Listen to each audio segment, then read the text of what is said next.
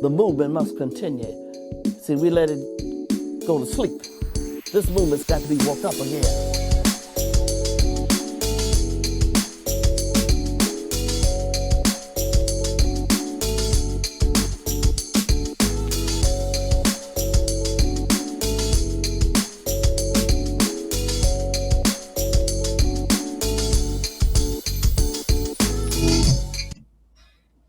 Hello, Plug family. How are you? My name is Renee Unique. We unite Louisville and the Plug Network online.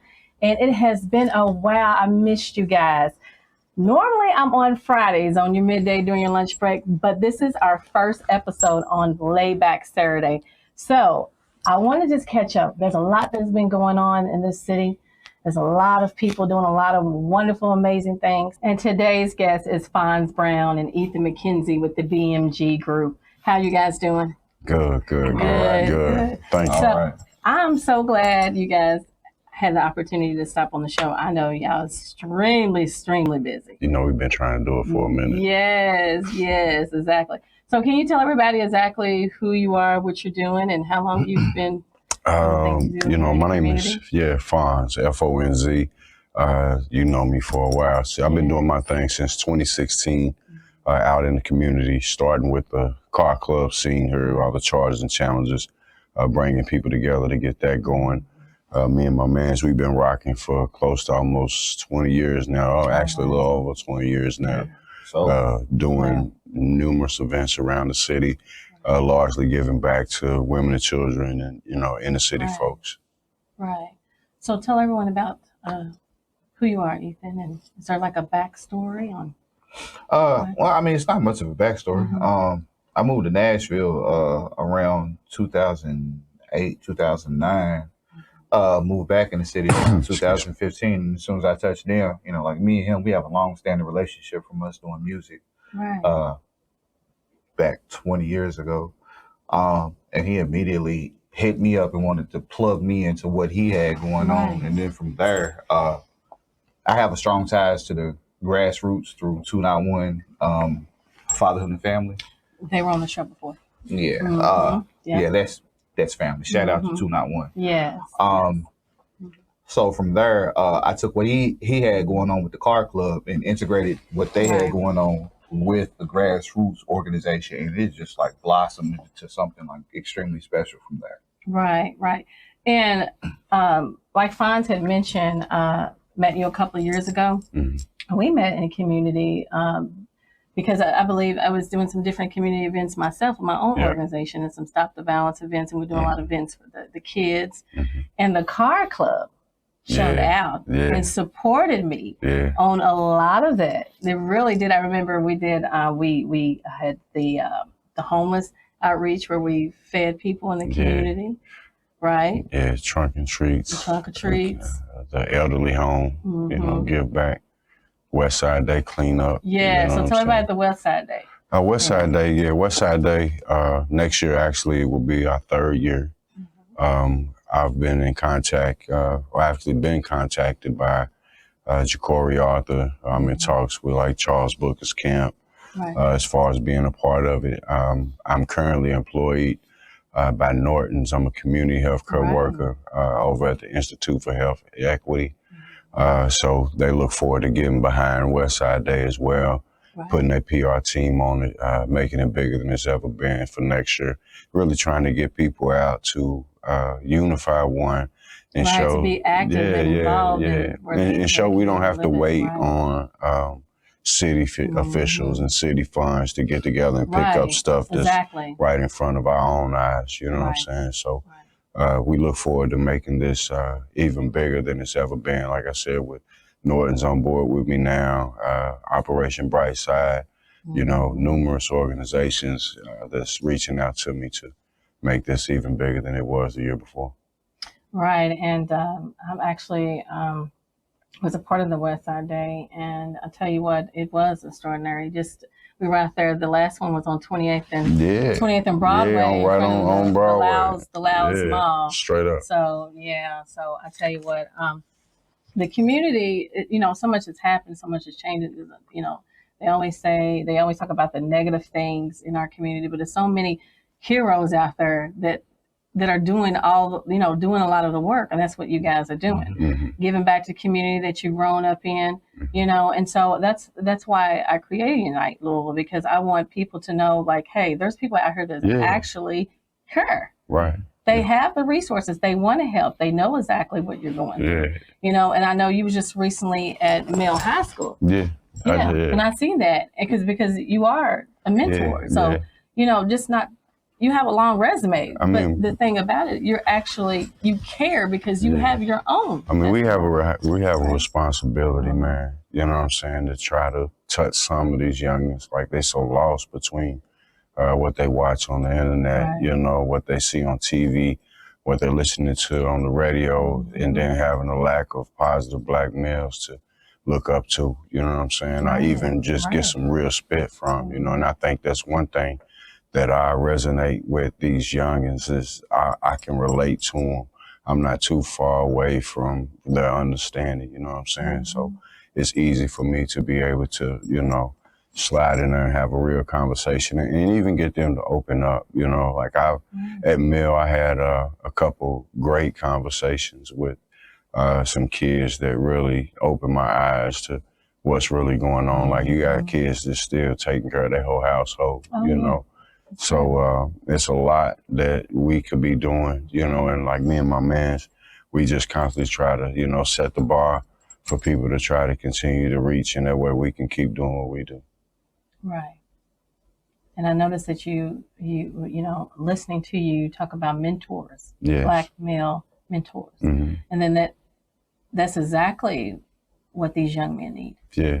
This guy here, I'm sorry, I didn't mean to cut you off, but this guy here, he actually opened my eyes up to counseling, you know what I'm saying, and things like that.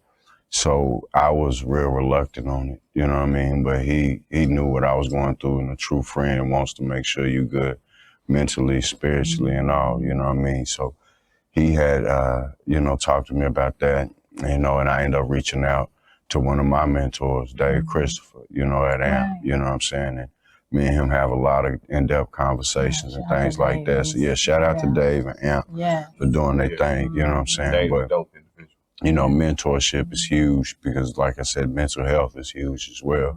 And a lot of these kids could definitely use the mentorship to help their mental health. And like that's my man's department right there, though. Yeah, I'm a preclinical psychology major at Spalding right now. I actually started out going to Spalding and being an education major. I wanted to teach Black history in high schools here. But after going through therapy myself for like a year and a half, I saw the effect that it had on me, and I started to preach that to him. With him, he's a survivor of gun violence. Yes. And I know how the PTSD affects, the mental, and how that can start to manifest in relationships.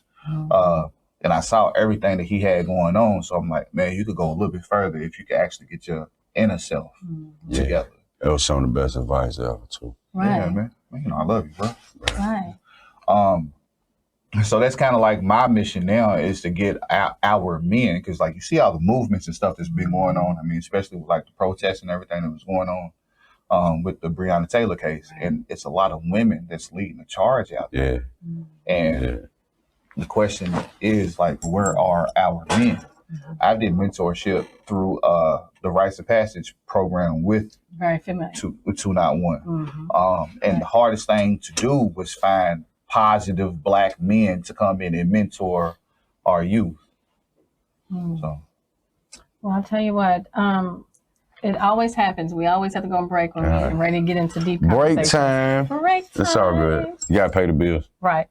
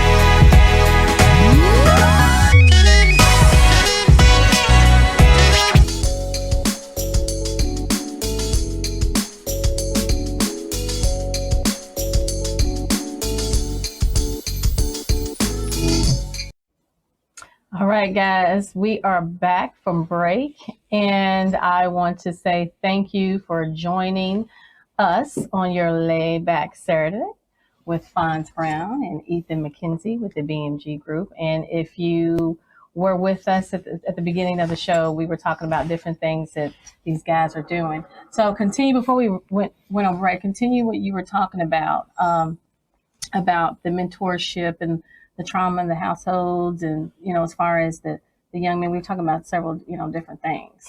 Yeah, so my mission is to bring the awareness to like our mental health needs, because like we as Black people, we'll hit the gym, we'll work on our body, we'll go to church, we'll work on our spiritual aspect. Right. But one thing that gets neglected is like our emotional well-being. So that's been my mission, is to get Black men to remove that stigma that's associated with mental health and get ourselves whole, get us back inside the households. From the households, we can take care of our neighborhoods. From the neighborhoods, we can take care of our city. Right. You know what I'm saying? Right. And like, that's a personal goal of mine. And that's what I feel like my purpose is. Right. And I agree with that. Just kind of piggyback what you guys are saying.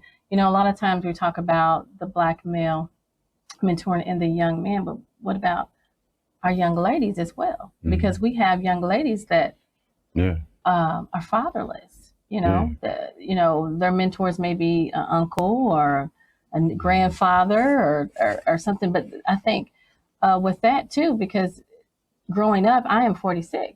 I'm 46 years old, and I know a lot of friends and families, members that don't even know who their father is. There's an absence there. So there's a problem as you get older, that the emotional, all the mental, the unrest, and I think that's what we got going on here. Most definitely. Well, I'm a single father. Yeah. I'm raising three All girls. girls. I've raised three. My oldest is 20. 20. She attends college at NKU. Then I have another daughter that's 18. She just graduated from Iroquois High, top of her class. I have another daughter that's 13. And one of the reasons that like I'm so active in their life and I fought to be in their life is the fact that like, I mean, you could tell like it's easy to talk to girls that have dad issues, like we all like, we done our slutting. Yeah. Well, honestly, we done our slutting. You know what I'm saying? And it's always the girls that have the father in the closet. That, I mean, like, let's be transparent. Let's really be transparent. Let's be real. It's like picking off lame ducks. You know what I'm saying? And like, I didn't want that for my daughters. Yeah. But I feel like if we could get our men to where we need to be in the community, that like we can go back to that village mentality. You know what I'm saying? And so I think that is very important. Like that's part of my mission, is to put men back into the household. If the father's not there due to incarceration or something, let's get an uncle there. If the uncle's not there, let's get the grandfather. Find out where the problem is and just hitting that target. And like somebody has to fill that void. I grew up without my dad. My uncle was there. You know what I'm saying? On what you're talking about, like me, I know my personal experience of like having my mother, my grandmother, you know what I'm saying, my stepfather, he in and out of penitentiary, my father's in a whole nother city, and me not seeing the dynamics of how a family is raised or how a family is brought up, you know what I'm saying, that molds you differently. Once you get to be a certain height, your mother ain't gonna be able to tell you too much once you get out here in these streets. I didn't have the structure to follow. You know what I'm saying? And I think having that structure growing up would have made me a better husband at the time. It would have made me a better father. At the end of the day, like I had a lot of anger built up from men in my family, in my households, and my father not being around as I felt, as he should. But as I grew older as a man, and things like that, you just don't know what someone's story is, what they grew up around, what their background was. I had a conversation with my aunt, my Aunt Gina, because me and my real father was we go at it, back and forth sometimes, you know what I'm saying? But she hit me to some insight on their upbringing. You feel what I'm saying? that I didn't know, you know what I mean, which could help mold a thought process of someone, you know, and thinking about my own shortcomings or my own issues growing up, trying to figure out how to be a man as I navigate through the world, you know what I'm saying? So not having a father, male or female, you know what I'm saying, could be detrimental. Because like I said, at the end of the day, I have to, you know, make sure I know how to treat a woman, you know what I'm saying? Make sure I know how to cater to a woman. And if that's something that has never been seen or something that's never been visual, you don't know, you know what I mean? So you just got to put more work. So that's why it's important for guys like you doing what you're doing. Yeah, he hit so many points. Man, I'm telling you, like points. that is what led me into therapy. Is like seeing this pattern of failed relationships. Yeah. You know what I'm saying? And like the anger in me had me blaming the woman, but then I had to sit back and think about like maybe I'm the problem because I'm the common denominator in all these failed relationships. And I applaud you for that because a lot of black men don't admit that. They don't even want to go to the doctor, let alone. But just saying that, hey, I went to therapy. I went to counseling. I had to do this. I had to take this initiative. There's something that's not grasping. You can't. You know this therapist told me. I remember when he said, "Fonz, you cannot heal until you reveal." Facts. You cannot heal until you reveal. And once I start opening up to my own, like the thing is like when you're going through something, you can throw out so many issues on why you angry. Why this person that person this. So you want to blame everybody. Yeah. But until you actually find out what you did wrong or how your missteps or how I could have went right instead of going left, you know what I'm saying? You won't be better for anybody. You know what I mean? So it took a lot of rewiring for me, you know what I mean? Because like I said, at the end of the day, you know, I was really out here in these streets, like for real, you know. That's where a lot of our youth are turning to the streets because they have this built up anger. Yeah, and they don't know how to. It's desperation, baby. Desperation. It's desperation. You know what I'm saying? You know, when you don't have anybody point you in the right direction, and everything you listen to say get high, sell dope, disrespect women, and go to jail and make music while you're in jail. Come on, man. We have the only music that preaches death and genocide. Well, it used to be rock and roll. Yeah, it used to be. You know what I'm saying? Remember AC/DC? Yes. So we'll talk about that when we come back. We'll talk about a lot of things that got going on, some upcoming events, guys. Thank you for tuning in.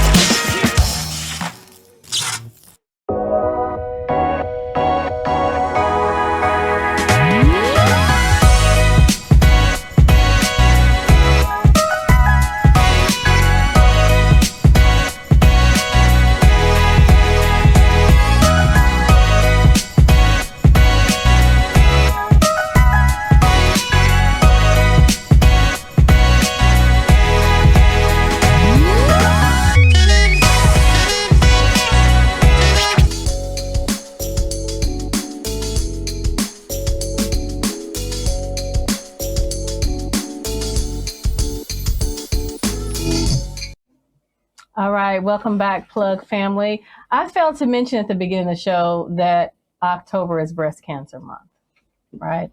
So I just want to say that I am such an advocate. I'm such an advocate for that. I have family members on my mother's side and my father's side that are survivors. Yes, give all the praise to the man upstairs. The man upstairs, I'm telling you. So yes, to all those strong, powerful, beautiful women that have basically every day, whether you had to go to an appointment or whatever you need to do through this whole trying time. Shout out to you guys. All right, and to my aunt, I love you. I love you. So, before we went on break, this is the end of the segment here. Tell everybody what you got going on. You got a fashion show? Yeah, turkey buddy. drive, holiday. Man, we have BMG. We're putting on Dealers After Dark Fall Fashion Show at St. Matthew's Mall. We are fortunate enough to be the first ones to host a after hours event in St. Matthew's Mall, red carpet event. Benefiting the proceeds coming in is benefiting the kids at the Home of the Innocent. So everybody can come in, have a good time. We got great models from the city. We'll be promoting some of our clothing line as well. Shout out to my cousin Phil Kirby, Wolfpack Clothing brand. You know what I mean? So we'll be showing a lot of our clothing that day. Like I said, we just got a lot of different people, organizations, Roots 101, African American Museum, my man Lamont Collins, Marvelous Transportation, TP Creations.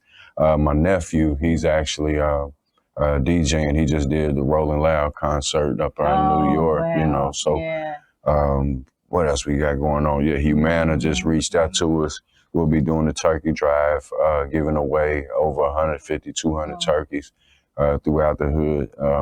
Shout out to Norton's Health Equity Institute. Yeah, definitely. Major sponsor. Yeah, shout out to Norton's. Most definitely. Most definitely shout out to Norton's, man. West Side Day, April 8th. You know what I'm saying? We're going to be doing that. You know me, Renee. Ain't no telling what I'll be into. I'm telling Ain't no you. telling. I know, no you know telling. what I'm saying? I'm all over. We out there all over the place. Louisville Auto Show. We got the Louisville Auto Show. Yes. The Fairgrounds hit me up. They actually want to see what we can do as far as helping them promote the Louisville Auto Show. I think that's at the end of January. So, you know, y'all see. So, websites, email addresses, telephone numbers, how can they contact the work? brownfonz502@gmail.com. You also can reach me on Facebook, Fonz Brown, Instagram, Fonz Brown, FONZ Brown. Also, you can check us out in the new Tops magazine. We're in the October issue of Tops magazine too. Look for us coming up with Spectrum News. This should be airing next Sunday, Wave 3 as too. well as Wave 3. My contact information, mckenzie@bmg.@gmail.com. Instagram, the E Raheem. Facebook, Ethan McKenzie. Yeah, and I'd like to shout out my people, Lakeisha Patterson. She's actually helping me put this show together, man. She's a hell of a model. She's a hell of a coordinator. And I would like to give a shout out to my homeboy, Juan Hustle. He actually got me linked up with my first movie role, you know what I mean? So next week I'll be on set, you know what I mean? Yeah, getting that going too. So gotta give a shout out to Kia Middleton. Yeah, Kia Middleton, Kia, man. Shout out Kia, Kia, man. You know, she's a stepper. Oh yeah, she's certified stepper right there. Certified. Yeah, straight up. Certified. All right, so I'll be at the show definitely, and thank you guys for stopping by. Yeah, most definitely, Renee. Continue what you're doing. You know, I'm gonna keep hitting you. I appreciate what you do. I appreciate you always coming out to support what I got going on, man. And I'm glad I was able to connect with you years back, and it's been nothing but real there. That's right. West Side, West End, all day. All day. Thank you. Until next time, family, I am you on Unite Louisville. Catch us on the plug. Have a good weekend.